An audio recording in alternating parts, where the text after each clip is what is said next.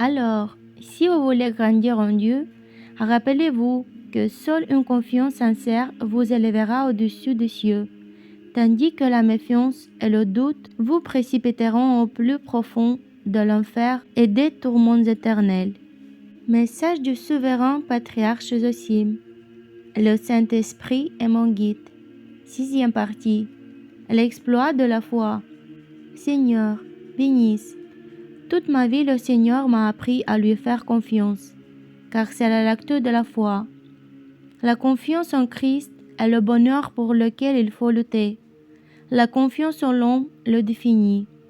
Par conséquent, nous devons toujours être prudents quant à nos croyances.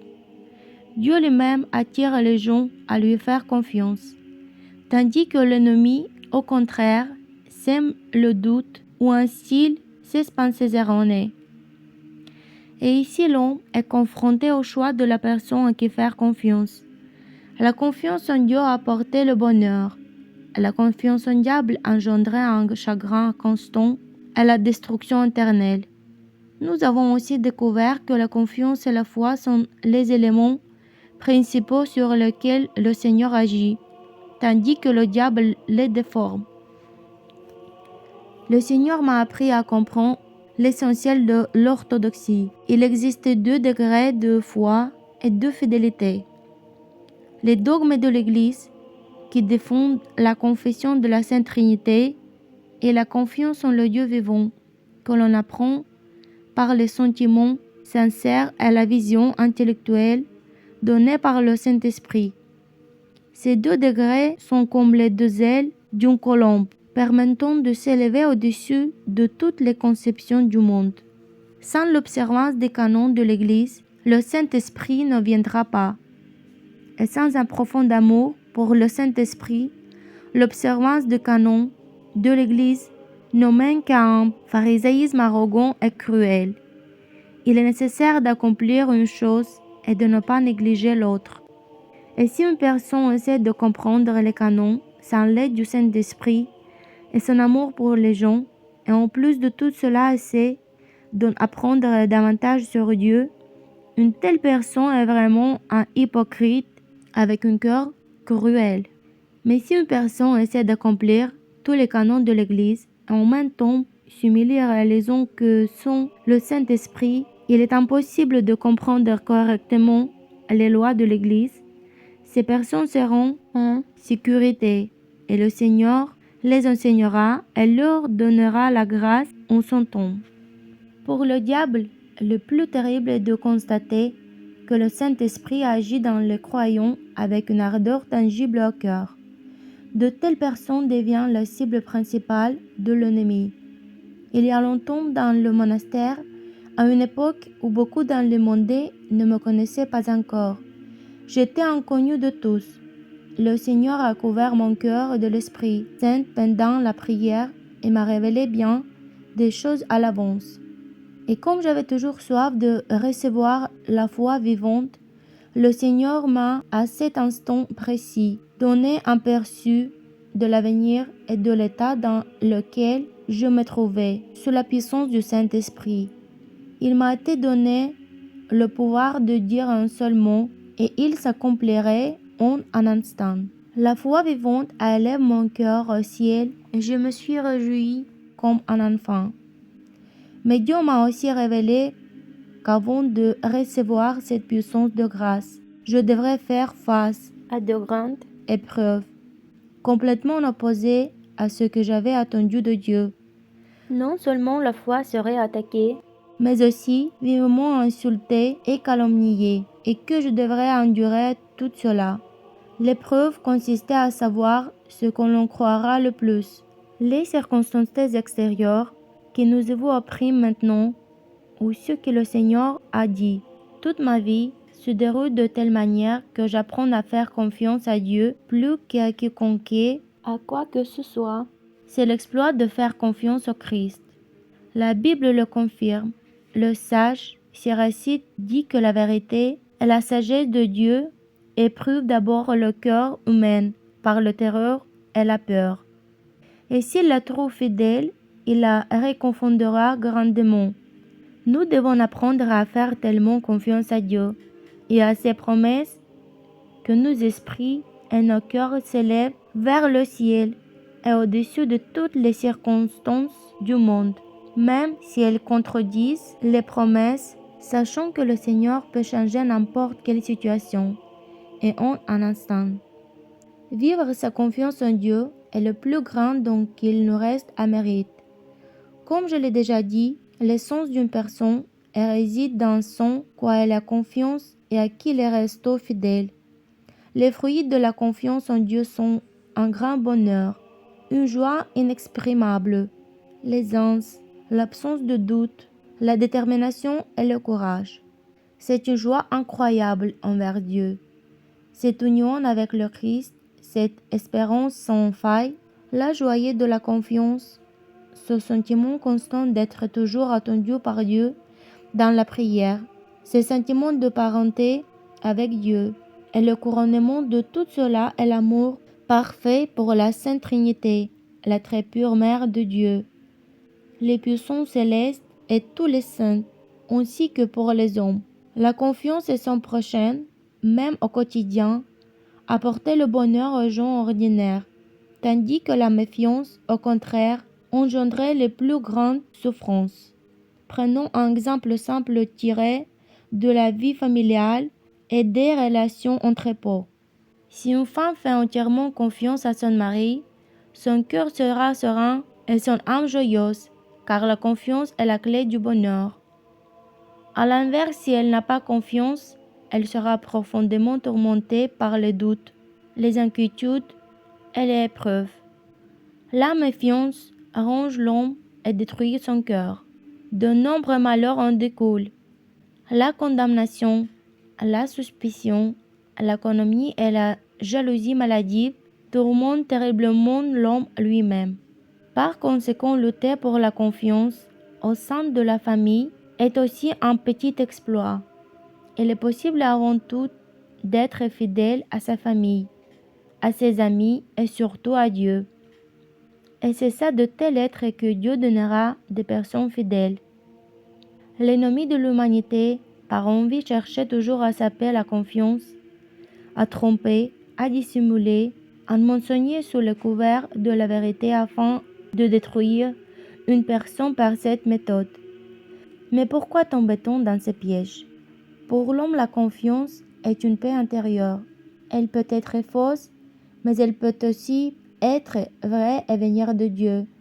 Pour la distinguer, il faut avoir une connaissance approfondie des fruits spirituels et joyeuse de la confiance en Dieu, car si une telle chose n'existe pas, rien ne peut la comparer. Dans de tels cas, il est nécessaire de consulter des confesseurs expérimentés et dotés d'un raisonnement à cet égard. Nul ne peut vivre sans foi et sans confiance. On fait confiance à quelqu'un ou à quelque chose de toute façon, mais quand même, une fausse confiance apporte une paix imaginaire à l'âme. Celui qui ne veut pas souffrir de la méfiance tombe facilement dans le piège du diable. La chute initiale survient parce qu'une personne se fie à elle-même, à ses pensées, à ses sentiments, sans comprendre que la pensée est esprit et qu'il faut recevoir de Dieu le don de prudence, la connaissance du bien et du mal, pour distinguer une bonne pensée d'une mauvaise. Nos saints pères orthodoxes comprenaient parfaitement l'importance d'une confiance juste. Ainsi, la confiance en un père spirituel était identifiée à Dieu lui-même, tandis que la méfiance envers un père spirituel était assimilée à la méfiance envers Dieu lui-même. Et si je partage avec vous, chers amis, que le Seigneur et la Reine du ciel m'ont révélé à plusieurs reprises que nous défendrions de l'ennemi, mais ils ne m'ont pas expliqué en détail comment exactement cela se produirait afin que nous ayons appris à faire confiance à Dieu, à non aux circonstances extérieures qui viennent des hommes. C'est en cela que réside l'élection, comprenez-vous? Dieu désire que vous aussi accomplissiez cet exploit de confiance et que vous trouviez le bonheur complet dans cette sainte persévérance de foi. Je vais partager avec vous ce qui m'arrive dans certaines de mes pensées. Il y a 1 ou 2 semaines, j'ai vu la Mère de Dieu en prière. Elle m'a dit avec une espérance vivante et joyeuse que chaque fois, toutes ces épreuves nous mèneraient à une grande joie. Après cette vision, j'ai éprouvé un grand bonheur, une paix intérieure profonde, un calme bienheureux, un silence intérieur et un amour indicible pour la Mère de Dieu. Pendant 3 jours, j'ai vécu dans cette joie. Puis je me suis demandé si nous serions jugés ou non. Au bout d'un moment, mon état a changé.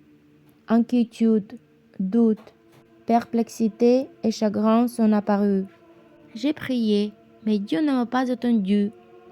J'ai donc souffert pendant plusieurs jours, et lorsque je me suis repenti devant Dieu et que je plaçais ma confiance en la Mère de Dieu dans mon cœur, au-delà de toutes les circonstances matérielles, la joie divine m'a de nouveau visité. Je vous révèle tout cela afin que je vous aussi appreniez à vivre par la confiance et à ne pas tomber dans le piège du diable. C'est ainsi que le Seigneur détermine toute ma vie. Soit je demeure la joie et la confiance en Christ sans remettre en question ce qui n'est pas encore révélé, soit je vis dans le tourment constant, les moqueries de l'ennemi et la perte du Seigneur bien-aimé dans mon cœur. J'ai compris depuis longtemps que je peux vivre sans Dieu, et s'il daigne nous mettre à l'épreuve. Je l'acceptais humblement en dénonçant les Juifs de la Fédération de Russie pour blasphème, alors que leurs lois interdisent la supériorité du Saint-Évangile et bien d'autres crimes contre Dieu et les hommes. Je les ai placés dans une situation telle qu'ils ne savent plus comment agir, car nous n'avons pas été emprisonnés pour un crime terrible. Il s'avère, comme ils l'admettent eux-mêmes, que si nous sommes condamnés, ils feront des croyants des martyrs. Et ils ne le souhaitent pas, mais ils refusent de nous libérer pour nous priver d'une telle joie. Pour nous, c'est déjà une victoire. Le Christ n'a-t-il pas ouvertement dénoncé les Juifs, les qualifiant hypocrites, de tombeaux blanchis, d'adorateurs du diable, et les a même maudits en disant que le sang versé par Abel sur le juste Zacharie retombait sur vous. Les qualifiant d'assassins des prophètes, Saint Jean Chrysostome a fait de même, imitant le Christ Dieu et de nombreux autres saints et apôtres. Et cela, bien sûr, est toujours une victoire. C'est pourquoi avec vous, frères et sœurs, imitant Dieu et les saints, nous dénonçons le blasphème des Juifs maudits qui sont au pouvoir en Russie. Tout au long de ma vie, avec confiance en Dieu, je n'ai reçu que bonheur et grande force, et je ne souhaite pas une autre vie. Je suis heureux de défendre avec vous, côte à côte, le nom du Fils de Dieu, et je suis convaincu que je reverrai vos visages joyeux. Tout mon chemin est fait de confiance au Christ, dans le respect des lois de l'Église, et c'est ce que je vous invite à faire aussi. Alors, si vous voulez grandir en Dieu, n'oubliez pas que seule une confiance sincère vous élèvera au-dessus des cieux, tandis que la méfiance et le doute vous feront sombrer dans l'enfer et le tourment éternel. Je ne vous invite pas à me suivre, mais à suivre Dieu, qui m'apprend à lui faire confiance.